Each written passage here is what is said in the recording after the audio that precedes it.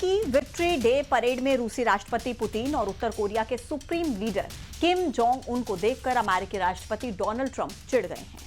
Trump ने सीधे सीधे चीन, रूस और उत्तर कोरिया को निशाना बनाते हुए उन पर अमेरिका के खिलाफ साजिश करने तक का आरोप जड़ दिया है। दरअसल चीन की राजधानी बीजिंग में विक्ट्री डे परेड का भव्य आयोजन हुआ और इस परेड में चीन ने अपनी सैन्य शक्ति का शानदार प्रदर्शन किया।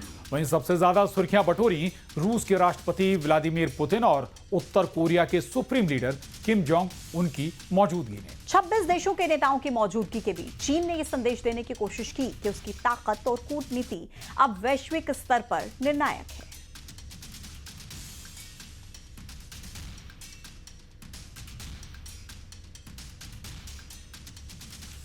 तो चीन की विक्ट्री परेड की तस्वीरें आप देख रहे हैं, लेकिन रूस के राष्ट्रपति व्लादिमीर पुतिन और जब वो वहां पर पहुंचे, उनकी मौजूदगी देखी तो कुछ अलग ही तस्वीर चीन के भीतर राजधानी बीजिंग में नजर आई।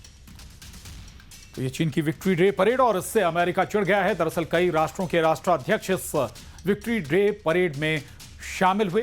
किम जोंग उन, राष्ट्रपति पुतिन चीन के राष्ट्रपति के साथ नजर आए और यही बात अमेरिका को खटक गई। बिल्कुल, और जिस तरीके की तस्वीरें सामने आई हैं और जिस तरीके की अभी स्थिति चल रही है, उन परिस्थितियों में बताया जा रहा है कि ये तस्वीरें देखकर अमेरिका के लिए एक बड़ा झटका और अमेरिका इस पर चिढ़ता हुआ नजर आया।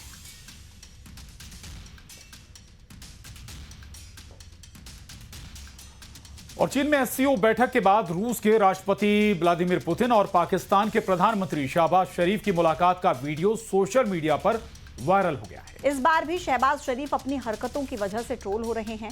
वीडियो में साफ दिख रहा है कि उनकी पैंट जुराब से ऊपर तक छोटी है, जिसे देखकर लोग सोशल मीडिया पर शहबाज शरीफ का मजाक बना रहे हैं। इससे पहले भी पुतिन से मुलाकात के दौरान ईयरफोन लगाने में नाकाम रहने के चलते शहबाज ट्रोल हुए थे। इस बार पुतिन मुस्कुराते नजर आए और उन्होंने अपना ईयरफोन देने की पेशकश भी की।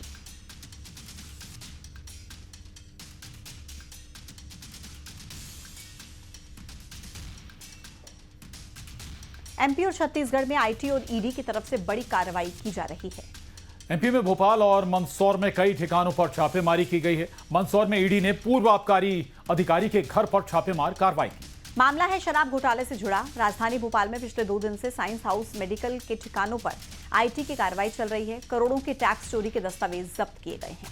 उधर छत्तीसगढ़ में करोड़ों के डिस्ट्रिक्ट मिनरल फंड यानी डीएमएफ घोटाले को लेकर ईडी की टीम ने रायपुर समेत छत्तीसगढ़ में कई जगह कार्रवाई की है। गरियाबंद में राजन के कारोबारी के घर पर भी ईडी ने दबिश दी है। भिलाई में ईडी ने अन्न भूमि ग्रीनटेक प्राइवेट लिमिटेड के डायरेक्टर के घर पर छापा मारा है।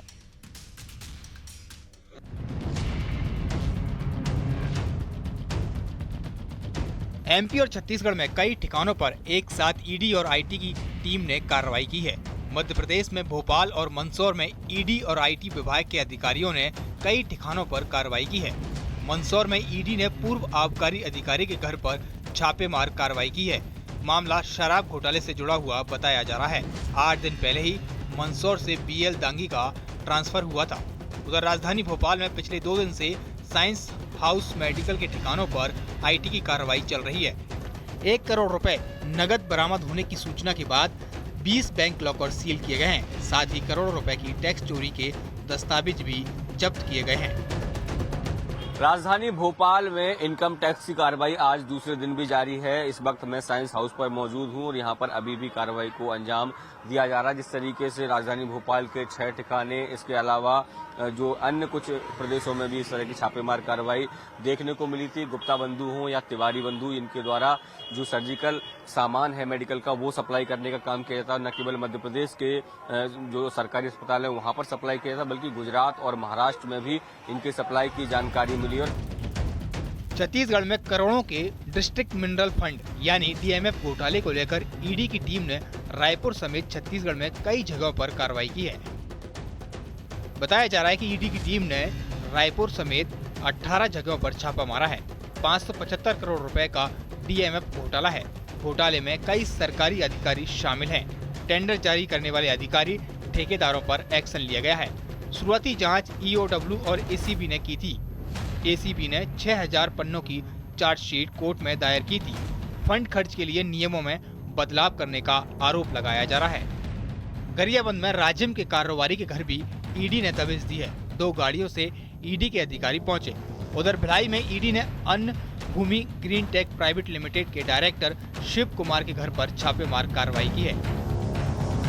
दुर्ग में एक बार फिर ईडी की धमक से हड़कंप मच गया है। आज ईडी की टीम जो है सुबह से ही भिलाई के 2 स्थानों पर कार्रवाई कर रही है। पहला स्थान जहां पर मैं खड़ा हूं, यह भिलाई 3 का वसुंधरा नगर का ये मकान है। शिव कुमार मोदी इनका नाम है, जिनका काम जो है वो कृषि से संबंधित उपकरण उपलब्ध करवाते हैं और इससे संबंधित अन्य कार्य भी है।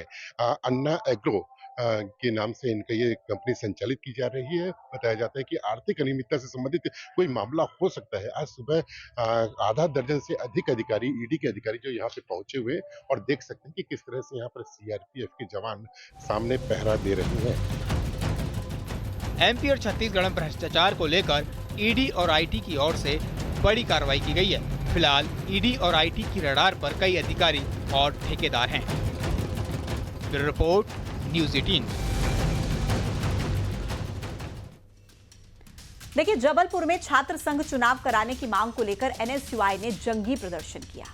टाउन हॉल गांधी भवन से घंटाघर तक रैली निकालकर एनएसयूआई कार्यकर्ता पहुंचे। एनएसयूआई प्रदेश अध्यक्ष आशुतोष चौकसे के नेतृत्व में कलेक्ट्रेट का घेराव करने जा रहे कार्यकर्ताओं को पुलिस ने रोक दिया। घंटाघर पर बैरिकेडिंग पार करके कलेक्ट्रेट जाने का कार्यकर्ताओं की तरफ से प्रयास किया गया। पुलिस के साथ एनएसयूआई कार्यकर्ताओं की धक्का मुक्की भी हो गई। वहीं पुलिस ने प्रदेश अध्यक्ष सहित 50 से ज्यादा कार्यकर्ताओं को गिरफ्तार कर लिया। एनएसयूआई प्रदेश अध्यक्ष ने प्रदेश सरकार पर गंभीर आरोप लगाए हैं।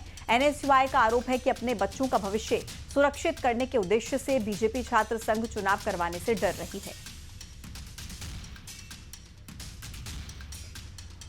और कांग्रेस के ट्रेनिंग प्रोग्राम पर बीजेपी ने तंज कसा है। बीजेपी विधायक रामेश्वर शर्मा ने कहा कि कांग्रेस में कपड़े फाड़ने का दौर चल रहा है। ट्रेनिंग प्रोग्राम में बताया जाएगा कि किसने किसको क्या गिफ्ट दिया है। वहीं रामेश्वर शर्मा के तंज पर जीतू पटवारी ने कहा कि प्रशिक्षण एक स्वाभाविक प्रक्रिया है। नए जिलाध्यक्षों का प्रशिक्षण होना जरूरी है।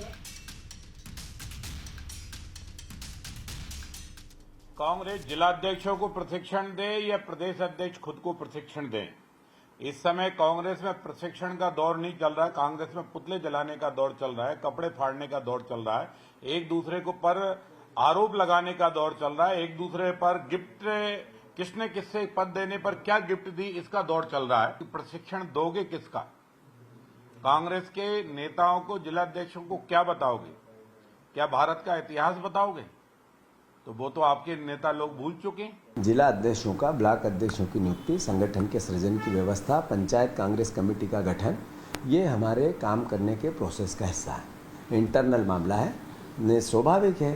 प्रशिक्षण एक किसी भी विधा को आधुनिक भावना से जीने का एक तरीका होता है, सीखने का एक तरीका होता है। उसकी सितंबर के अंत में पूरी प्रोग्रामिंग 10 दिन की बनी है, जिसमें जिला अध्यक्ष